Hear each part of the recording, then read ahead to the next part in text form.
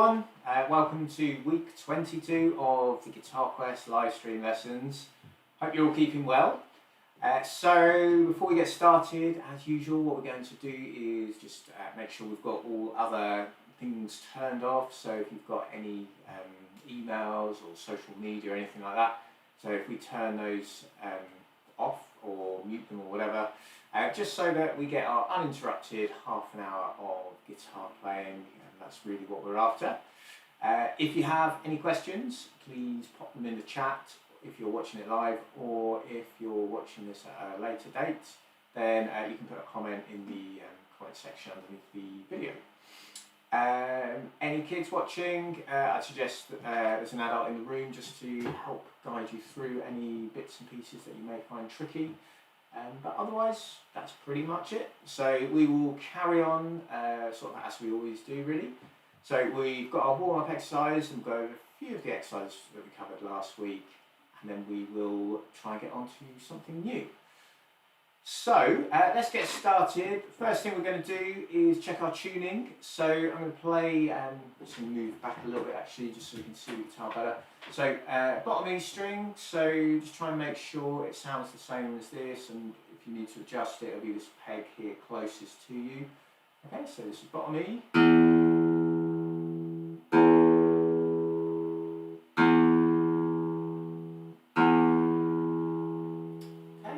To A, our fifth string.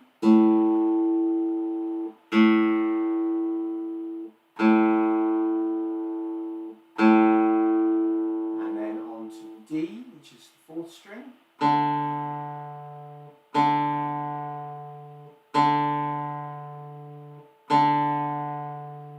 And then G, which is our third string.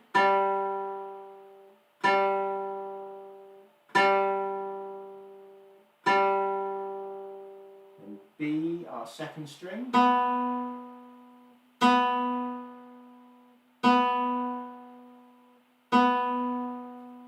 then finally E, which is our top string, top E string.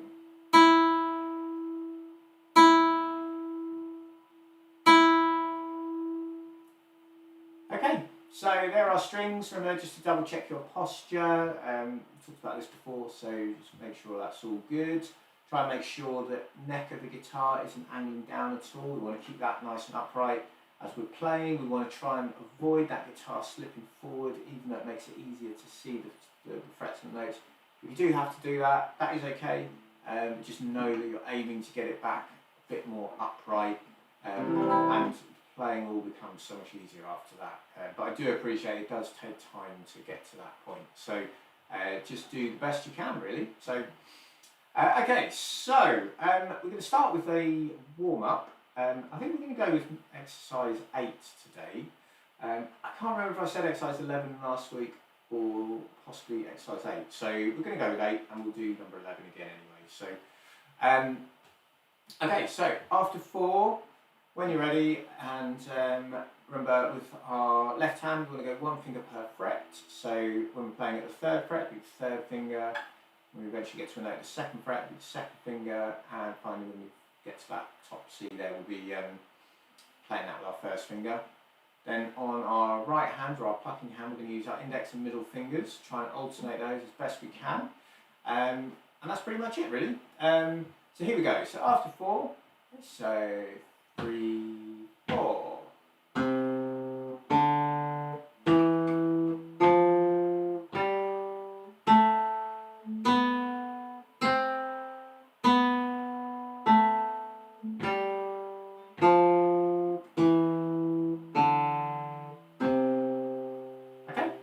That's our C major scale, straightforward as that. I've got the video online as well in the backing tracks playlist, so you can play along with it, and so you've got me playing along with you the first half of it, and then the second half is just a click track, so trying to play along with that is a really good idea, particularly if you ever choose to do any grades or any of the more contemporary grades. So the ones I often do are rock school grades, and you have to play in time with a metronome, or it's encouraged at least anyway. And so getting into the habit of doing that again is really good practice. So okay, so let's move on then. So the old exercises we said we're going to cover were 9 and 10, so we're going to have a quick play through those just to make sure these are all good. These are just really good practice on the lower notes,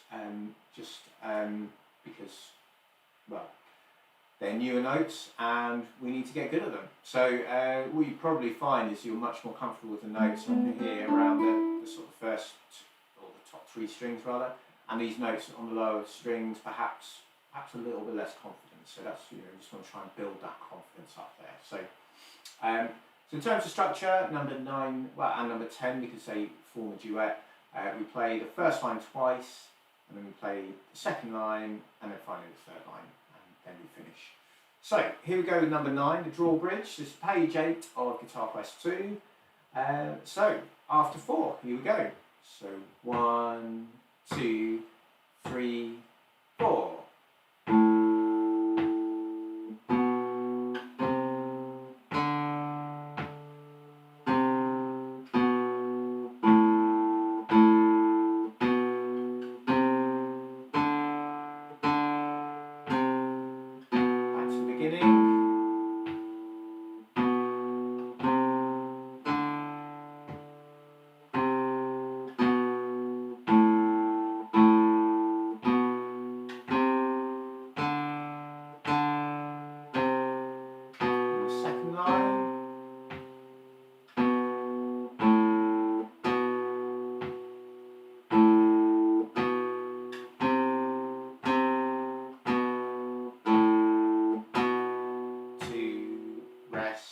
Rest, and then the last line.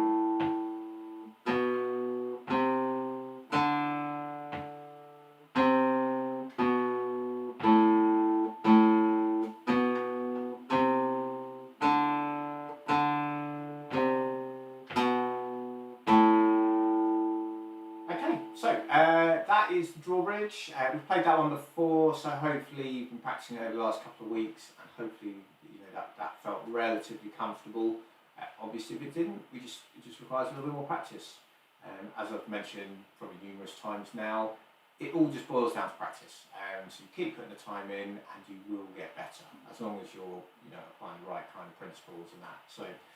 Okay, so on to number 10, same structure. So we're going to play the first line twice, and then lines 2 and 3. So here we go after 4. So 1, 2, 3, 4.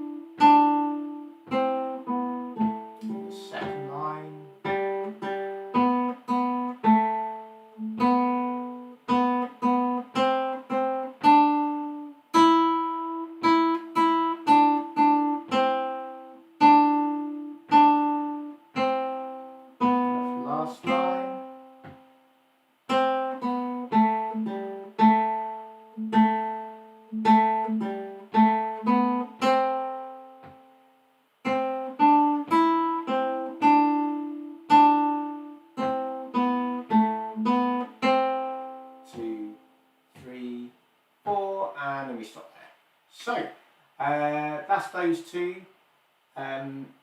If that was too fast, what I would suggest is watching it back. You can slow it down on YouTube, so probably to 3/4 speed, or like I mentioned about the backing tracks playlist, all these tunes are on there, so you go to that and play it. Obviously it's just that track, so it's very kind of specific to what you might want to be practicing, and then you can slow that down as well. So this is all good stuff. We're using technology to help us get to where we want to get to, really. So it's all cool. So okay, we're going to go on to number 11 now. So we played this one last week as well, I think.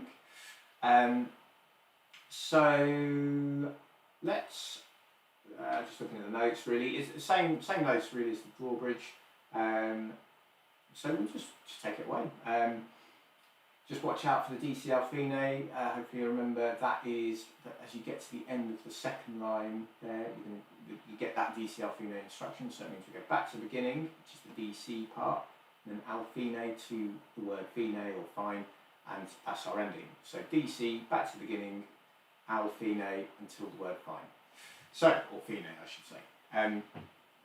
Okay, here we go. So after 4, we can take it nice and slow. Okay, so 3, 4.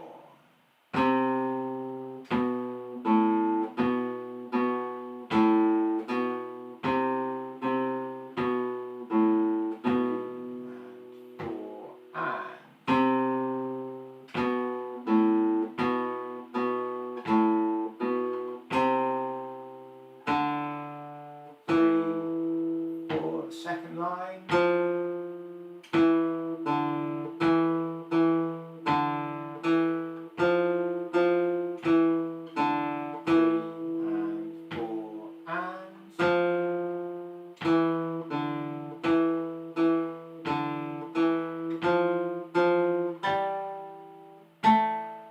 That's the beginning.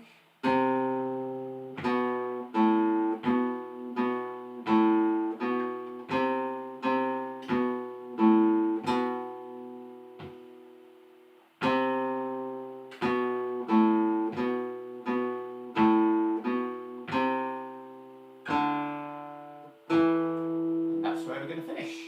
So, well done. I forgot to say it on the other ones actually, but if you played along and it all went well, give yourself a pat on the back. As I mentioned many times, it's always very good to acknowledge things that go really well, and you know, just makes you feel good about what you're doing, makes you feel like you're making progress, and that's key really. So, okay, so looking at page 9 of Guitar Quest 2 then, we have that table at the bottom of the page there, and I think last week I mentioned obviously that it's there, and it's a good idea to fill the blanks in.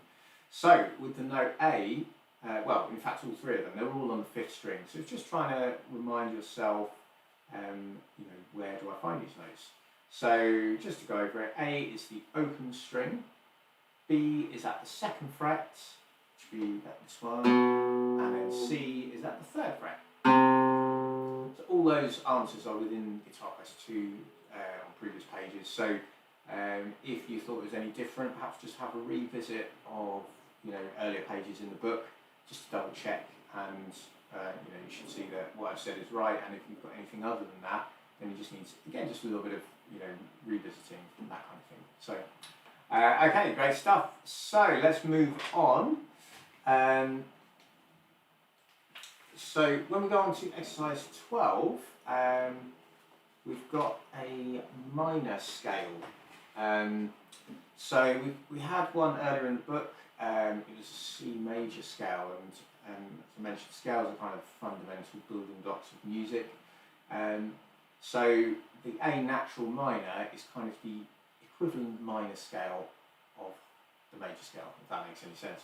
So C major scale is all just the normal notes, the white notes, if you like, on the piano, and the A natural minor scale we're about to have a go at is the same, but just a minor version. So that's all we're going to do is start on the note A, play to the next A and back again, and again it's just staying all on the white notes, if you like, of the piano. Thinking of a piano as a visualization thing is quite good, because we can usually picture a piano and you've got the white notes and the black notes. And basically we're learning the white notes at the moment. So yeah, we're picking an A, we work our way up to another A, and then we go back again.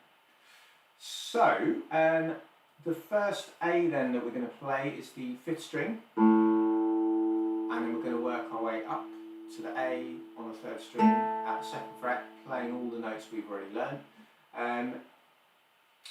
We've talked about chords before, about how a major chord sounds happy and a minor chord sounds sad. The same is sort of vaguely true of scales. I think it's more difficult to hear that distinction. The major scale has hopefully quite a familiar sound, so it's probably the sort of thing you've heard at some point or distant past at school or whatever it happens to be. The natural minor scale, perhaps less so. But the natural minor scale is used extensively in rock guitar playing, pop and rock kind of stuff, So if that's your bag, then learning the natural minor scale is good. Well, you will end up playing it absolutely for sure. So, but let's give it a go. See how we get on. So remember, on our right hand, assuming you're plucking the strings with your right hand, we'll be alternating our index and middle fingers. Obviously, if you're playing left-handed guitar, it'll be the other way around. So let's give it a go. Just nice and slow. So after 4, so 3, 4. So starting on A, then B, C, D, E, F, open G, and up to A, and then we come back again.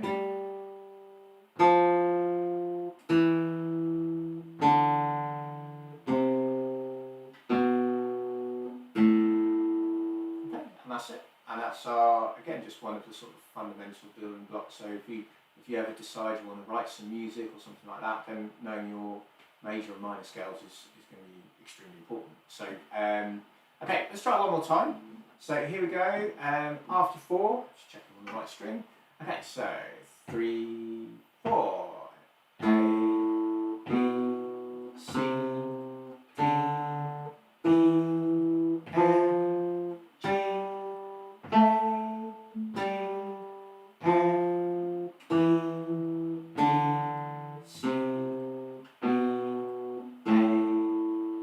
Cool. Okay, so if that went well, give yourself a pat on the back, and we are going to move on to the A minor pentatonic scale. So this is another type of minor scale, and again, really common. So minor pentatonics used extensively in rock and pop playing, also a lot in blues music as well. So it's definitely one worth knowing. As the name suggests, you've only got 5 different notes, so you could argue it's definitely a bit easier than the natural minor. The natural minor has 7 different notes. This one has 5. So okay, so let's have a look at it. I'll play it through once, demonstrate, and then we'll just have a go together. Okay, so we're going to start on A, our open 5th string, and we go straight to C. Then we've got D on the open 4th, and E at the 2nd fret, open G, and then A, and then we come back down the same notes. Forgetting what I was playing there for a second, sorry. Okay, that's our scale. Yeah, like I said, apologies, I was suddenly thinking, what am I playing halfway through that? So let's try it again. This time together, if you're feeling confident. So after 4, here we go. Okay, so 3, 4.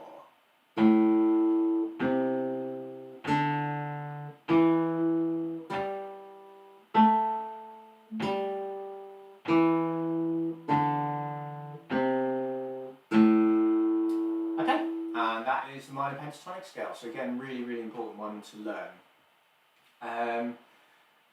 And just looking at Guitar Quest 2 again, we've got that blue box underneath that, just to say, to remind you to use your index and middle fingers, even on the lowest strings. So it can be quite common to see people play kind of something, you know, I didn't play the right notes entirely, but maybe a few with the thumb and then switch to the fingers, and then back to the thumb somewhere. And you just want to try and be consistent, and as I've mentioned before, we want to be trying to build this technique of the walking fingers idea. So just keep using that over and over again. If you notice in 12, I suggest you start on the middle finger, and then exercise 13, I suggest you start on the index finger, and that's just to try and get you into the habit of not always starting on the same finger on your plucking hand. So, okay, so we're going to move on. We have a new chord. I think we had one chord earlier in the book. So we've learned so far E, E minor and A minor. So let's recap those. So we're going to start actually with E minor. That was the first one we learned. So this is 5th string 2nd fret, 4th string 2nd fret, and using fingers 2 and 3 there, and then we strum, and we get all those notes coming out. That's our E minor chord. To make it E major, we add the first finger to the 3rd string 1st fret, and strum again. Hopefully you should hear the difference. So again, just demonstrate minor to major. So we've got that kind of thing going on. Okay, and then we did A minor was the next one, so we just take that E shape, move all our fingers across the string. This time try and strum from the 5th string. We should get that sound. That's the minor. And then we talked about the major chord. I think that was at the start of this book. So this is the 3 in a column. So just move around so you can see that. So we're on the 2nd fret on strings 2, 3 and 4. And again we just strum from the 5th string. Okay, so looking at page 10 then, we have our D major chord. So I'm just going to bring that up in the book. So looking down here. Now these strings on the left, so the strings are the lines coming down the page and the fret wires, the yellow gold colour bits there are going across the page. So above the strings here we've got 2 crosses, so we're going to try and avoid those 2 when we play this chord. We've got an open or a circle there, so that's telling us to play an open 4th string, and then these are the notes we're going to play here, and the numbers are telling you which fingers to use. So this first one here, that's the 3rd string at the 2nd fret with our 1st finger. Then our 2nd finger goes on the 1st string at the 2nd fret, and our 3rd finger goes 2nd string, 3rd fret. So if I turn that back, okay, just talk you through that, and hopefully I said all that correctly as I was playing it and talking through it. So we are going to put our 1st finger on the 3rd string at the 2nd fret, then our 2nd finger on the 1st string at the 2nd fret, so it's directly underneath it, but there is a string in between, and then this 3rd finger, ring finger, is going to go 2nd string at the 3rd fret. And then we're going to strum with our right, on our right hand, from the 4th string. We should get all those notes nice and clear. So if you find you get this kind of thing, the 1st string note's not coming out quite clear, just watch your left hand position. So if you notice your thumb coming over the top, you want to probably ease that back a little bit. That might depend as well on what guitar you've got and how wide the neck is, so there has to be a little bit of flexibility there. But the key thing is that you don't want these fingers sort of angling sort of straight down. I don't know if you can see that. If I do that, it's not very clear to be honest. But anyway, we want these fingers up on the fingertips, and that way we should hopefully be able to get all those notes nice and clear.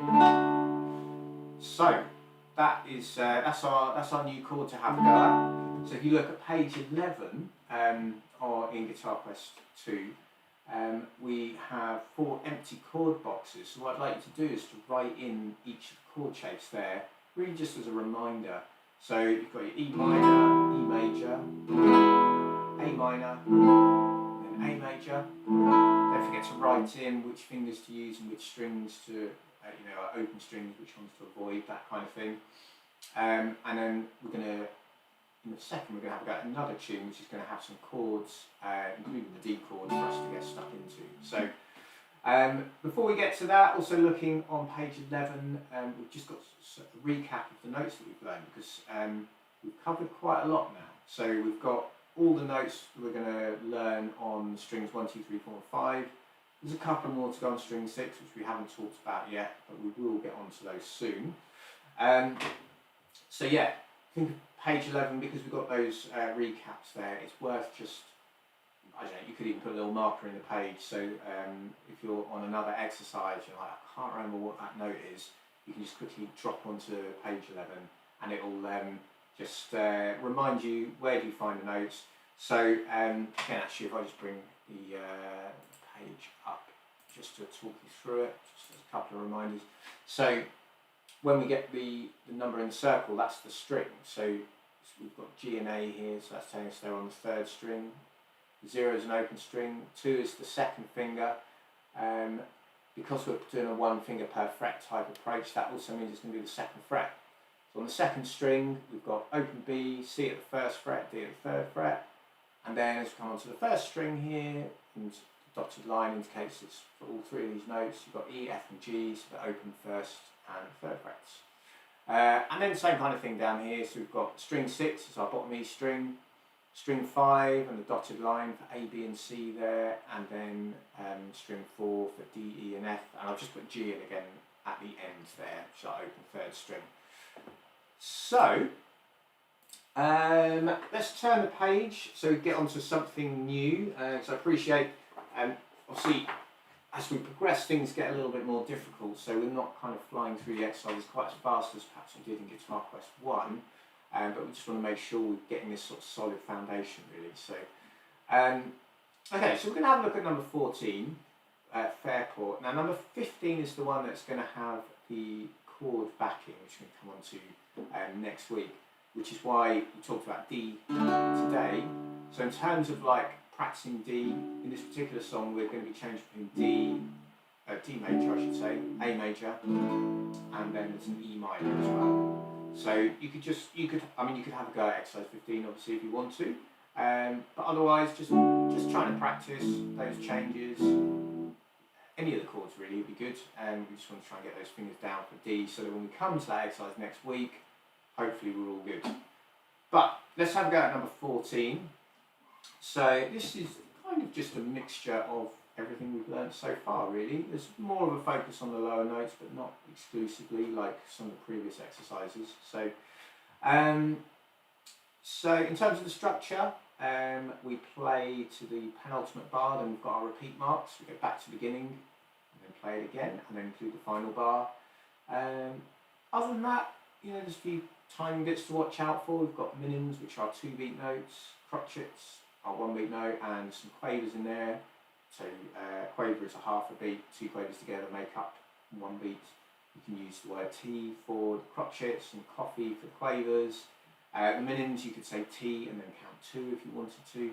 As long as you get the timing right, it's fine.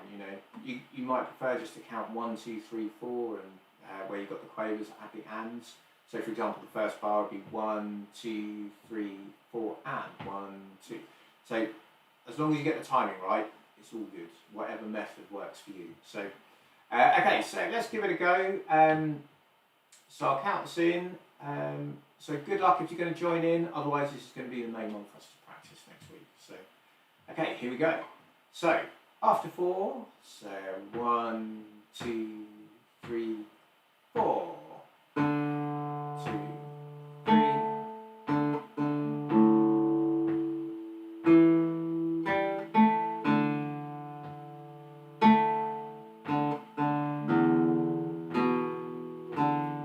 Onto the second line.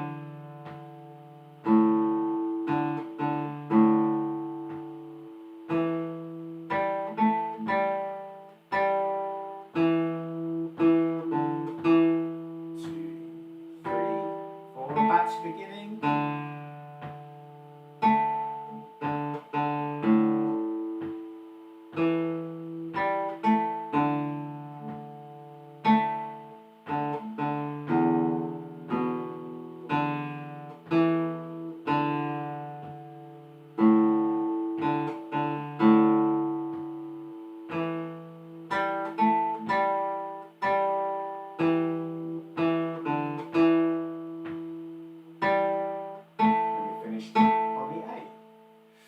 Okay, cool. So hopefully that went well. Hopefully it made sense. That's probably at this stage the most important thing, so you can go away and practice it. I'll just pop the track on now, just so you can have a listen. I just need to make sure I'm on the right page first. So here we go. Hope you enjoy it.